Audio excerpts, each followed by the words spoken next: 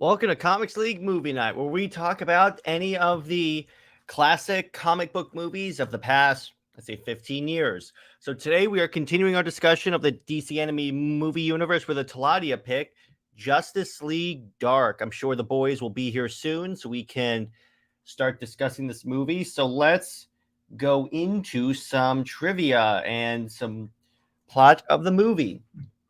So remember, this is the debut of the Justice League Dark and really the magical element of DC into like the DC animated movie universe. And this is one of the advantages of this series of movies is that they introduce everything slowly instead of throwing everything at you. And this here refutes the Marvel argument that you have to have like single movies before you do a team up, because here's the thing. Because people will say, because one of the criticisms of the Snyderverse is that we need a Superman movie, a Wonder Woman movie, a Batman movie before we can possibly do a Justice League movie. And this, no, we don't. We really don't. Just make a good movie and put the overall gist of the characters in there. You don't need like 8 movies to set up a team. You really don't. How will we know how to care about them? I care about the Justice League Dark. They're established in such a way that they work really well together, and I enjoy that. So that's the first thing. The second thing is so this again introduces the Justice League Dark. We have like and by the way, who are the Justice League Dark? They are a team of superheroes that deal exclusively with magic. This is where you have like Swamp Thing, Etrigan, Zatanna, Deadman, and Constantine, and they deal with like the magical demon side of DC. And what's really cool about this team is like about this movie in general. This is basically Batman learning that magic exists, but he is really skeptical about magic because he's a very scientific-minded guy. And what's really funny, this entire time he is like doubting magic. In fact, he even goes. They even ask him, how are you this badass? He goes, I have a butler. That's one of the best lines of the movie. But it's basically him. It's basically Batman's worldview being challenged, which is kind of, here's my thing about this. And I said this many times on the Justice League rewatch with the Phoenix Press. It's, okay, so Batman works with a dude that has hawk wings, a dude whose ring is made from, can make anything he wills a reality, and a Kryptonian with eye beams. I think he would learn, maybe we should trust that some stuff that seems unbelievable are gonna happen. But so in this movie, there's a bunch of like, I guess, the demonic possessions going out, people doing things that they wouldn't normally do, then having no memory of them. So Batman decides, I'm going to seek out the help of Zatanna to find someone that's an expert in that field, which is John Constantine. I wish JJheat was here so he could do his Constantine impression. So Zatanna is eventually convinced by Boston Brand Deadman, and the two lead Bruce to the House of Mystery. Deadman was basically an acrobat who was killed by the mob, but he was he became the avatar of the god Ramakrishna and got the ability to like possess bodies. What's really funny about it is that whenever he possesses their bodies, what's the word? They get a Boston accent because he's from Boston, which actually works really well. I love it. So they meet Constantine, who is reluctantly working with the team. The group is also joined by Black Orchid, a spiritual embodiment of the House of Mystery, and decide to investigate the cause behind the supernatural occurrences. The team then visit Richie Simpson, an old friend of Constantine, Zatanna, where they find shroud spirits of death waiting to collect his soul. So basically they show up and I'm just setting up this tweet. They show up and find he's under attack by demons. That's pretty much the gist of this. And Richie has cancer and is resentful toward Constantine for abandoning him into his current predicament, but loans him the Kashanti key. Constantine and Zatanna use the key to view one of the victim's memories. However, a mysterious figure summons a creature to consume the victim and cover up the crime. Meanwhile, Constantine and Zatanna somehow manage to find how the victim was possessed and narrowly escape before they are consumed, with Constantine retrieving the image of the key that the spirit was wearing. So they go back to Richie's house. They can decipher the ring but find him close to death. Constantine chases after blood, which gives while Batman gives an adrenaline shot to revitalize Richie. They take Richie and Blood back to the House of Mystery, and Blood is Etrigan the demon. Blood is essentially think about it this way. All right, so Blood is actually an immortal knight from Camelot days, and what happens is that whenever he says the rhyme, I forget exactly what the rhyme is, he turns into Etrigan, and in this universe, Etrigan rhymes everything, which is kind of cool. And he further explains that centuries ago, the sorcerer of destiny possessed the Dreamstone in an attempt to overthrow Camelot, forcing people to see their worst nightmares and feeding off their torment. So it's kind of like the Scarecrow toxin. Blood it was mortally injured in the battle, leaving Merlin to summon Etrigan to destroy Destiny. After the battle, Merlin bound Blood and Etrigan together, knowing that they would be needed in the future. Richie briefly wakes to claim Felix Faust as his assailant with Swamp Thing's help. Yeah, Swamp Thing is in this movie. Again, he's on Justice League Dark, and actually Swamp Thing is getting his own movie, which I think is actually pretty cool. The group locates Faust's observatory, defeating him in battle and concluding that he is innocent. Richie awakens and is revealed to have the other piece of the Dreamstone, which has been keeping his cancer in remission. He apparently destroys Black Orchid. He tries to reason with Richie that the Dreamstone, with Destiny's soul trapped inside, is using him. However, the Dreamstone takes over Richie and transforms him into Destiny. Destiny destroys the house into parts. Zatanna saves the group but passes out from exertion. The Justice League tries to fight Destiny but cause them to perceive each other as demonic threats and attack each other. Yeah, so what happens is that Destiny tricks Superman to seeing Batman as a demonic threat. So it's actually kind of cool. There's this cool scene where Batman saves Zatanna from attack by I think it was Wonder Woman or something like that. Then all of a sudden, Zatanna says a spell rapidly behind Batman. Then the camera pans around Batman's head, and you see Superman's fist was an inch away from his head. That would have been really bad. So then you have Constantine summons Swamp Thing, who attacks Destiny, while Batman and Zatanna disable the League. Destiny rips Alec Holland's corpse from Swamp Thing, weakening him and breaking his will, after which he withdraws. Constantine tricks Destiny into bringing him and Deadman within the shield, allowing Deadman to distract Destiny. Blood fatally wounds Destiny with the sword, while Constantine and Batman destroy the Dreamstone, bringing back Richie. So it's essentially the issue's resolved, and then Batman at the end of it, invites Zatanna and Constantine to join the Justice League, because at this point they need some magical help to fight these threats. And what's interesting is that this is eventually going to lead to some. This is setting up Justice League Dark Apocalypse War, because remember the main character of that movie, oddly enough, is Constantine, and he is on the Justice League, and that's when the whole mission goes awry, and we'll cover that when we get to Justice League Dark Apocalypse War. So now I think so that's basically the plot of the movie. And again, we have Matt Ryan playing John Constantine, which I love. That whenever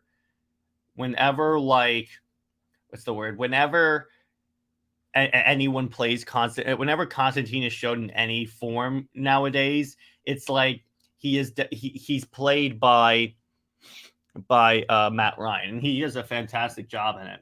And by fun fact, what was interesting is that the actress who plays Zatanna, Camilla Ludington, actually plays Lara Croft in the Crystal Dynamics Tomb Raider games. So that's actually really cool to see that. She voices Lara Croft. And we have Alfred Molina as Destiny, plenty of really big name actors for voice actors. And then this film is directed by Jay Oliva, which is one of the, I think, gods of DC entertainment. He really elevates a lot of DC movies that he directs. And okay. Oh yeah. So here's some interesting facts about the film. Was directed by J. Oliva and stars all these people. It is the first Justice League film and second DC Universe animated film, and the second film by Warner Brothers Animation to be rated R for some disturbing violence. So it doesn't have any like cursing or any like F bombs, but it has mature violence in it because, well, it's again, we're dealing with demonic possession. Can you really blame them for doing that? Then you have Justice League Dark features an original premise when supernatural forces is causing threats to America. And by the way, this also shows when like in this movie, this is the first time we see like an expanded Justice League, like with Hawkman, John Stewart, Green Lantern, so just Hal Jordan and like some other members of the League. I believe Martian Manhunter is on this version of the League. So the film spawned a spin-off animated web series called Constantine City of Demons, which was released on the CW online streaming platform, CW Seed, with Ryan reprising his role. It was originally made to be a sequel to the live-action Constantine show and part of the Arrowverse franchise, but writer J.M. DeMatteis stated that the direction of the series was changed and that it was set in the same universe as Dark. So it's in the same DCAMU universe. The sequel, titled Justice League Dark Apocalypse War, was released on May 5th, 2020. Oddly enough, the same year that the same month and year that the Snyder Cut was announced. It concluded the 5-film story arc based on the DC Comics The Dark Side Wars storyline by Jeff Johns, and the DCAMU that started from Justice League: The Flashpoint Paradox and a sequel, Justice League War, then later revisited in The Death of Superman, The Reign of Superman. So those are the main movies of the DCAMU, by the way. So we have Justice League: The Flashpoint War, and then you have Death and Reign of Superman, and then you have Apocalypse War. That's like the main 5-film arc. It's kind of like how Snyder has like Justice League Part, actually Man of Steel, Batman versus Superman, Dawn of Justice, ZSJL, ZSJL 2, and ZSGL 3. Which still hope we get, by the way.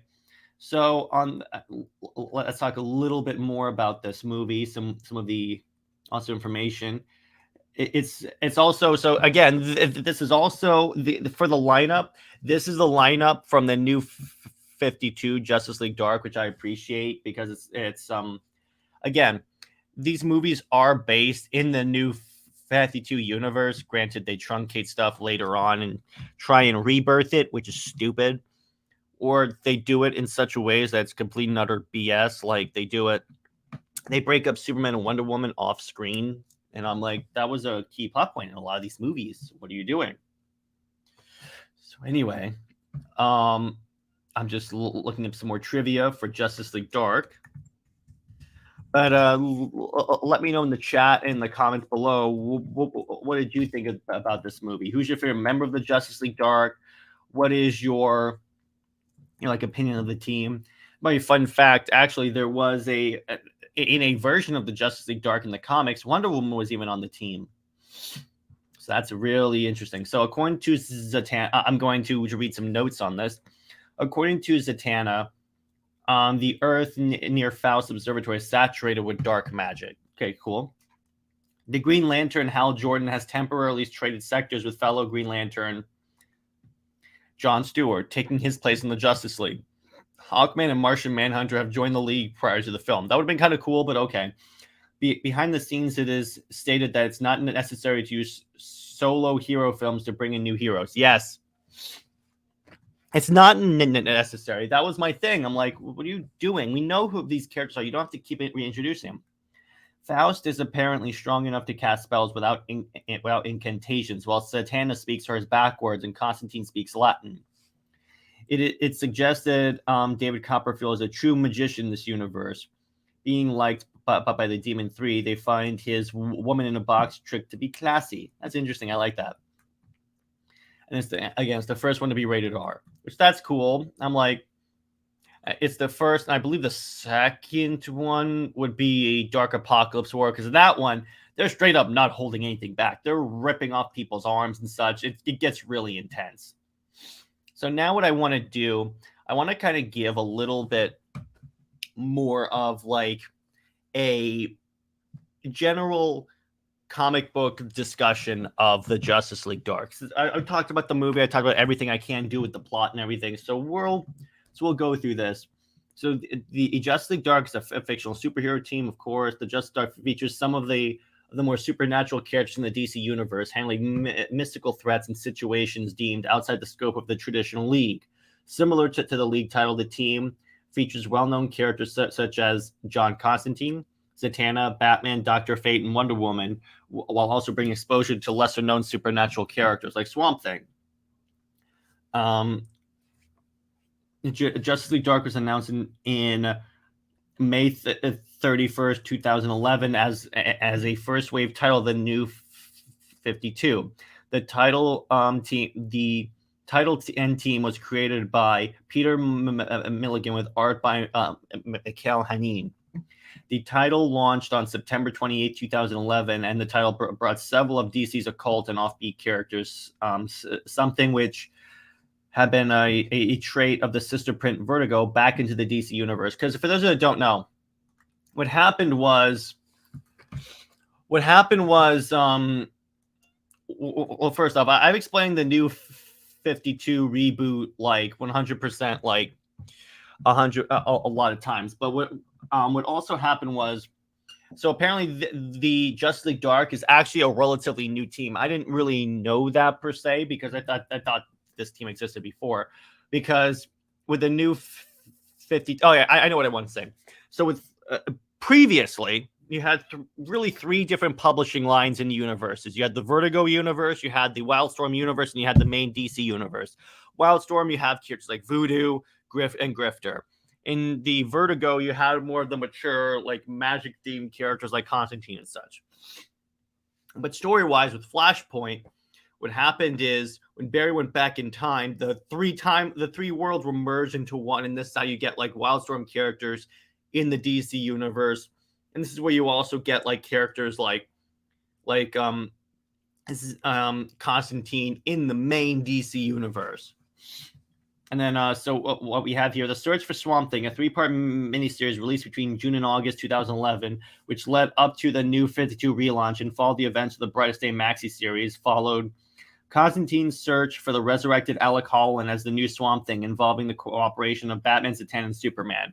Remember, you could kind of see this in the Swamp Thing TV show, which was awesome, by the way. I'm going to skip around here. Peter Milligan stated in an interview that he got the job for the book for his work on the 2011 Flashpoint: The Secret 7 miniseries, and then he hoped to write something emotional and dark set in the DC universe, comparing his characters to detectives who struggle to cope with the things they see and have to do. The initial anticipation for the title has been good, with critics celebrating the fact that DC are willing to bring back the darker elements, which that's what the New 52 was. It was giving a more darker version of the DC universe, which we need, because I disagree that comics have to be all like Silver Age whimsical BS. I very much push back on that.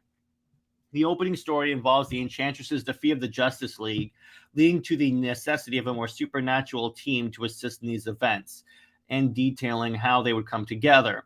It's also a minor crossover story with I, Vampire. So from issue 9, Sweet Tooth Animal Man writer Jeff Lemire became the principal writer in the series. In his first story arc, the Justice League Dark took residence in a new base in the House of Mystery. It's this house that basically exists kind of outside of continuity, and started to show their links with the wider DC universe, dealing with Steve Trevor, useless character, and Argus, not useless organization. In August 2013, it was announced that Jim DeMatteis would take over the series as a writer from Lemire, and a series by Ray Fawkes. In October, the series ended publication in March 2015. In March 2018, a new volume of Justice League Dark was announced, spinning out of the Justice League No Justice storyline, written by James Tynion and drawn up by Alvaro Martinez, all these writers. The team features Zatanna, Swamp Thing, Man-Bat, Detective Chimp, and is led by Wonder Woman. Additional magical characters appear in the series like Constantine and Dr. Fate, although initially not as members of the League. The second volume ran regularly for 29 issues from 2018 to 2021. The team would continue to appear as a backup feature in the mainline Justice League series from series 59, whatever. And then we have okay, so for members of the league, we have Wonder Woman, Zatanna, Detective Chimp, Man-Bat, Swamp Thing, Dr. Fate, Constantine, Animal Man, Ragman, Eternal Knight, Rander Singh. I have no idea who that is. And their villains are Nick and Necro. Okay, he's an evil sorcerer who is obsessed with possessing the books of magic at all costs. Former love interest of John Constantine and Zatanna. Okay. Then you have Faust, Felix Faust. So he was the villain of the previous movie. The Upside Down Man, which is a leader of other kind that preys on magical creatures and the dark counterparts of Hecate, considered one of the most powerful magical beings in existence. And Eclipso, we have Merlin. There's all these other different guys. Then we have Injustice League Dark. These are other like versions of the teams. But you have a villainous group that antagonizes the Justice League Dark, kind of like how you have the Justice League and Injustice League. You have the Lords of Order, which are a group of magical beings that represent order in the universe. While traditionally portrayed as a force for good or neutral, a group of Lords of Orders were pitted against the team. So that's that. And then you have the other kin, which I've already explained. And other versions we're going to talk about from a possible future. This is the Future's End one. The roster includes Zatanna, Etrigan, Cassandra Kraft, the Black Orchid, Nightmare Nurse, blah, blah, blah, blah. Then you have, in Bombshells, so several former Suicide Squad members form the team, with Zatanna, Constantine, Raven, the Enchantress, Killer Croc, and the Ravager. That's an interesting lineup. Not magical people coming up with that team. That's odd. And then Sorcerer Kings, which is storyline Superman and Batman, shows a possible future version of the Justice League that consists of some supernatural members. This team includes a future Batman, the Scream Queen, Tracy 13, Clarion, the Witch Boy, and Tikal. The cat. Stanley and his monster, Aquaman, and Etrigan the Demon. In Earth 13, introduced in the Multiversity, a Justice League team from Earth 13, known as the League of Shadows, no relation to the League of Assassins offshoot, is similar to the Justice League Dark. They have Etrigan the Demon, Anataz, Deadman, the Enchantress, Fate, the Hellblazer, the Ragman, the Swamp Man, and Witch Boy. I remember that. So you have all these different versions of the characters. Then you have in other media. So the members of the team were scheduled to appear in an episode of Constantine, but that series was canceled before those episodes could be produced. So we almost had the Justice League Dark in live action, which I think would have been pretty cool. What's up, Master Sergeant? We're talking the Justice League Dark movie. So before the cancellation of the Swamp Thing TV series, there were plans to introduce the Justice League Dark and create a spin-off series based on that team. That would have been cool. I wish that they had done that because, first off, I'm of the opinion that the Swamp Thing TV show was actually pretty cool. It was actually pretty decent. It fit the character and everything. It was really good. In January 2020, Warner Media and Bad Robot were working to create a Justice League Dark universe.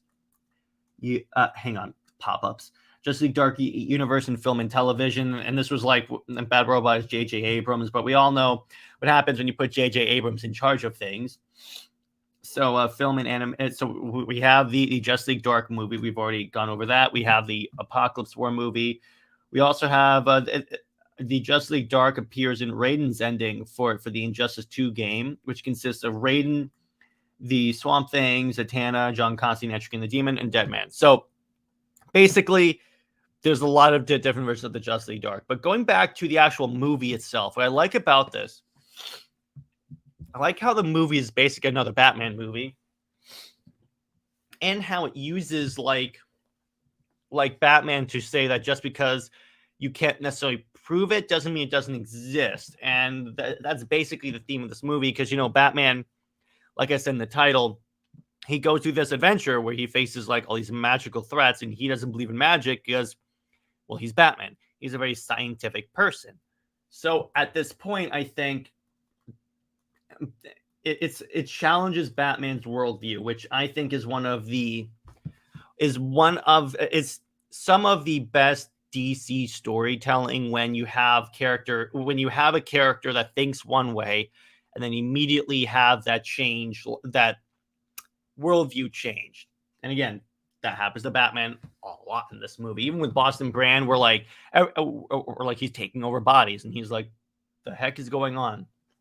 And that even happened in like an episode of the Justice League cartoon, which I think we're going to get to, where Brand shows up and possesses each member of the Trinity, and then each of the voice actors goes into like a Boston accent. It's so funny. We'll talk about that when we get to that episode in the rewatch show I'm doing with Nick from the Phoenix Press. Subscribe for more on that. And in terms of like, in terms of what I thought of this movie, I thought it was pretty dope. I liked a lot of the action. I like the R-ratedness, because here's the thing. I've said this many times. I said this in my review, in my character study on Venom. There are some characters and or IPs that you can't do justice unless you do R. A few of them include Venom, Wolverine, Deadpool, and the Justice League Dark. Or like Swamp Thing and such. Each of their individual characters.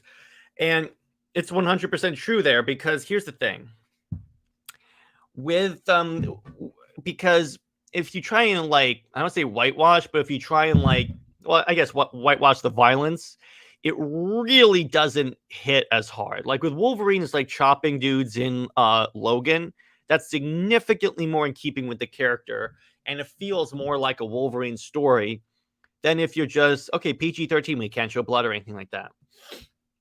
Which, in their defense, up until Deadpool, no one really knew if a rated R superhero movie would work, if an openly superhero rated R movie, because we had rated R movies like, I believe Blade was rated R or something like that.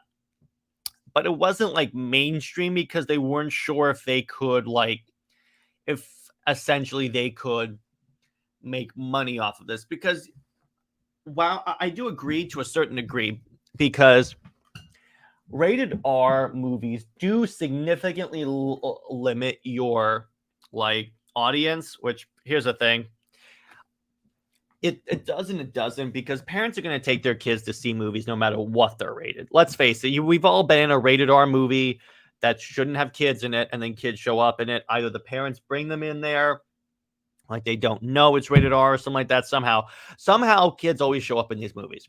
So either way, it's gonna happen, particularly if it's a superhero movie. So they're gonna be in there anyway. So that's why I say, like, don't really bother like going crazy about this, because it's still gonna get the same audience. But I mean, I'm speaking in hindsight 2020, because again, Deadpool was a risk, because if they make it a rated R and no one shows up, that would have completely put the kibosh on that. But now they do. So, and we can be very happy about that. And it's like, even let's see, even when it comes to like, and when it comes to like movies with like demonic possession or like any intense like action scenes, like the Justice League Dark. Wait, what episode is that? I just finished last time with my kid watching the episode where they are possessed by a gem eclipse. Okay, I'll look that up right now, because right now, okay, Max. I know it's in Unlimited, I think. So let me go to DC on the Max for that. Let me go there, and then I can go to Justice League. I believe it's an unlimited arc that deals with magic. So let me look that up. I do believe it is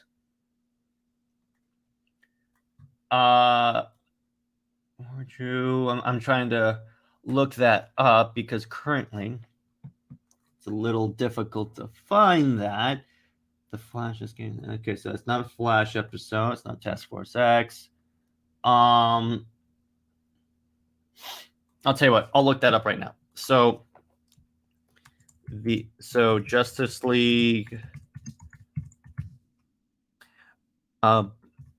Dead Man episode. That is Dead Reckoning. It is season, I'm trying to find the season thing. Episode navigation. It's okay, so it is Justice League. Sorry, I didn't want to interrupt your flow. No, it's all good, dude. That's why I'm here. I provide information to everyone on here. So it's Justice League Unlimited. So it is unlimited. So let me go to Max. It's called Dead Reckoning. So now that I know what that's called, I can go through this a little easier. Wait, wrong thing. I'm not playing the episode. Let me go to DC. Okay, here, and then it is. I verified that it is Justice League Unlimited. And let's see. Justice League Unlimited, and then it should be okay. Dead Reckoning. It's season 3, episode 6 is the episode with Boston Brand, where he possesses the members of the Trinity, as a matter of fact, and they all adopt Boston accents. And you watch for the Eclipse. I believe Eclipsed is actually a one for the Justice League series from season 1 or 2. Eclipse. Let me look. Yeah. You're up to Eclipse, which is in season 2 of the original Justice League cartoon. Mine's in Unlimited. Well, yeah, same type of idea, or like actually Eclipso is actually a Justice League Dark villain, so it's interesting that they used him in Justice against the Justice League Dark. By fun fact, Comics League Dark, my new show, is named after the Justice League Dark. So there you go. But so, I mean, again, go back to what I was saying about rated R movies. I mean, yeah, I mean, it comes off as kind of, it doesn't really feel like a Justice League Dark movie or like a Venom movie or Wolverine movie if it's not rated R. It doesn't work. It just feels kind of like they're trying to water down the character, and you can't do that. You really can't.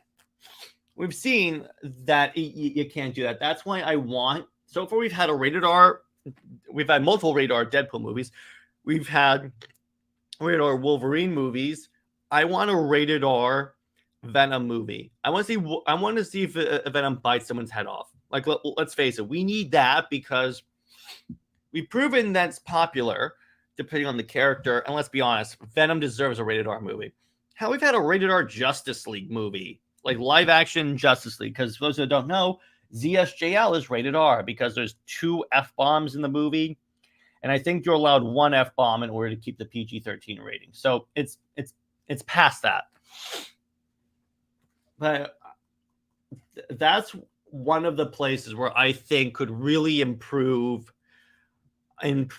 like comic book films in general if they would just let loose of the rated R-ness of the movie. That's at that point, if they would just allow these movies to fit if they would allow the ratings to fit the character, in other words, if they would write it so it's not worrying about the rating and fit the character, then I think we could have some actually really cool comic accurate movies. Because when you take away like that specialness of the character, because Wolverine is brutal, Venom's brutal, Deadpool is very brutal, and the Justice League Dark is very scary and brutal, you take that away, what do you get? And again, we have more than enough examples of this to essentially we have more than enough examples to prove that, hey, these are profitable ideas. Hell, here's another one. Swamp Thing. That show is even though it's a TV show, very clearly an R-rated show, and they did not care. They were straight up showing you everything. And you know what? It was awesome. It really fit the character. And I cannot sing the praises of that show enough. It was so disappointing to, even after episode 1 aired, they were like, yeah, we're not going to pursue this show anymore. And I'm like, what do you mean? The show hasn't even premiered yet. And when you watch that show and see where it ends, I'm like, oh, come on. You're telling me you can't continue with the show for me, please? Please? And this was back when when the DC streaming service was an actual big like thing that had like the comics, but the movies and all that stuff as well.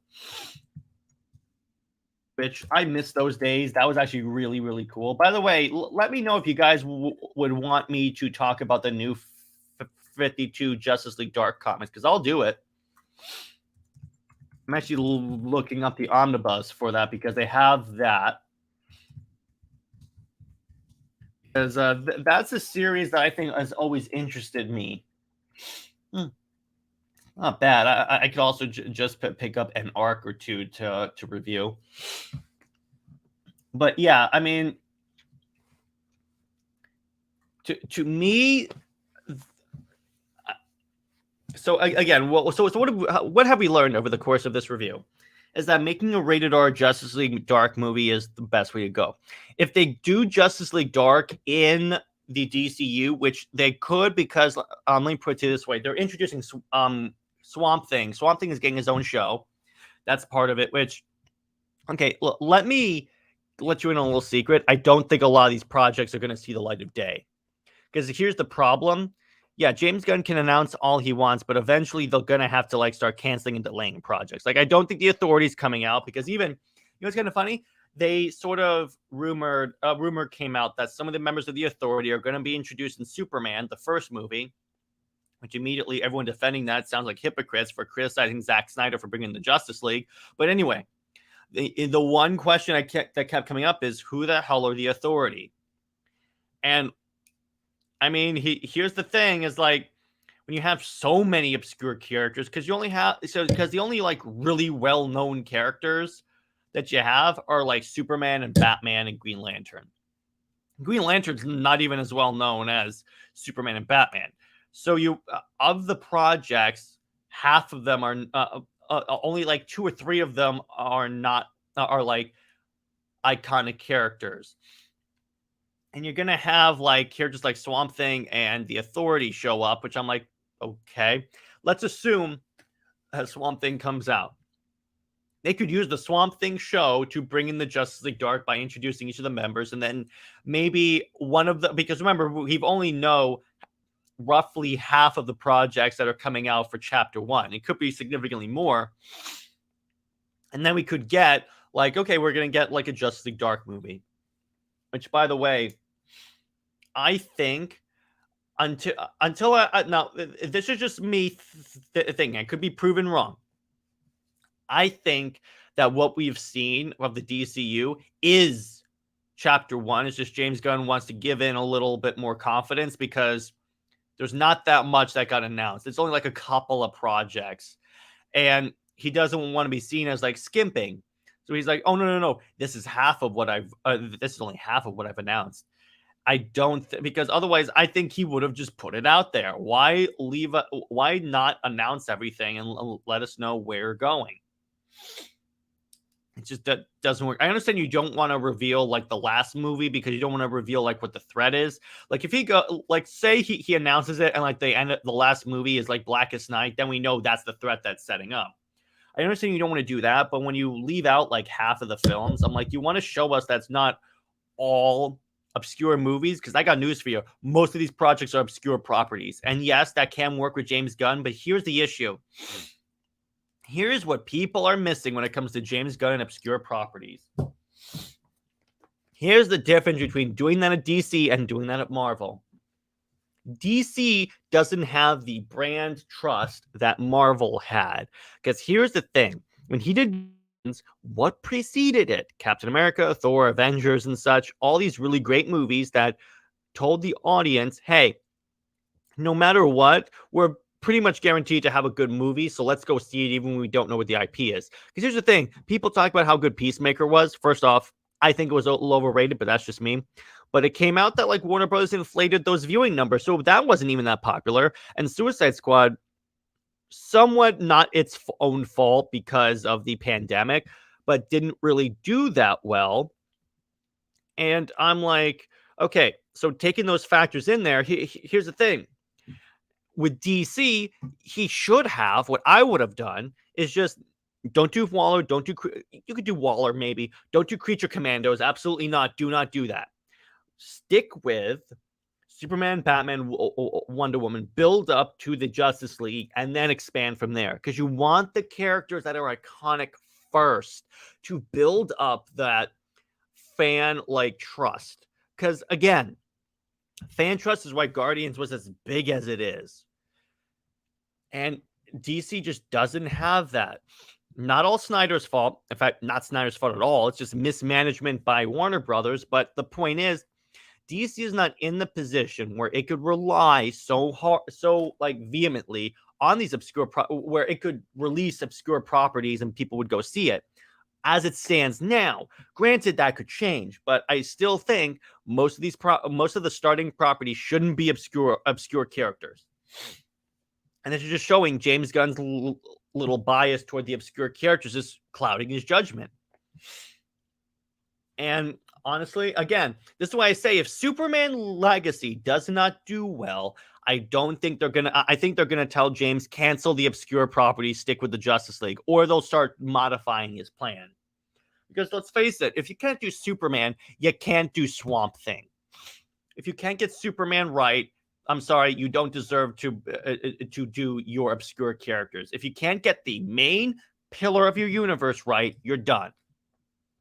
That's why, honestly, here's a good example of it being done right. Dawn of DC. Their Superman book and their Action Comics book is fan-freaking-tastic. And that spreads to the entire universe. Because here's the thing. If Superman and Batman are doing well and they're being respected, the rest of the universe does well and it's being respected. Whereas if Superman Legacy bombs, it's going to, or underperforms. I'm not saying it's going to bomb. It's just not going to do as well as people think it is. And then guess what? All the excuses are going to come out. Like Superman movies don't really have to make $1 billion.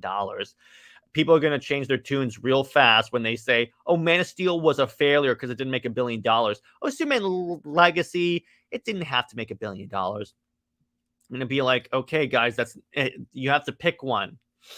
But again, if that movie doesn't do well, it's not gonna work out. It's not gonna work out for DC, and I guarantee you, they will eventually cancel the other projects or significantly modify James Gunn's plans and say, okay, we have to reevaluate what we're looking at here. That's why so much is riding on James Gunn. And it's actually kind of funny. James Gunn has created a situation where it's all on him if it fails. That's why it's actually good. He's writing and directing it because it's all on him. If it fails, you can't blame anyone else but James Gunn. It's all on him. And what that means is that if that movie fails, his direction for the DCU also fails because it's all on him. He's the one that plotted out story-wise this entire thing. And if the pillar of his universe fails, I'm sorry, it's not going to work out. So actually, it's very good that he's writing and directing it because he can't drop the blame on anyone else. And arguably, I wish he would have kept Henry Cavill, but it is interesting that all of the actors that are being considered look like a young Henry Cavill, which indicates to me, I think, again, I've said this many times in the show, I think this is not a scoop. I don't have any information to support this besides the looks of the actors. This is just my own little theory. I think Cavill is going to be back as Superman after Legacy. It's just they're using Legacy to retcon out Man of Steel and to establish a more classic origin for Superman. So, and then Cavill's going to be back in like maybe the next Superman or like a Superman movie later. That's why I'm like, Gunn said, okay, so this Superman in Legacy. Because really, when you look at his tweets, he said in Legacy, Cavill's not going to be playing Superman. He didn't say in the future. And he even said, I talked to Cavill about playing character in the future. He didn't necessarily rule out Cavill as Superman for later, which you really can't rule him out because everyone loves him as Superman. So there you go. It could be for right now, he's too old for this version of Superman because I think he wants a clear... Because, yes, you could have Cavill play a young Superman. They did it in Man of Steel. But I think he wants to have 100%, no doubts that this is a young Superman. And then once that's done, he's going to move on with Cavill as Superman.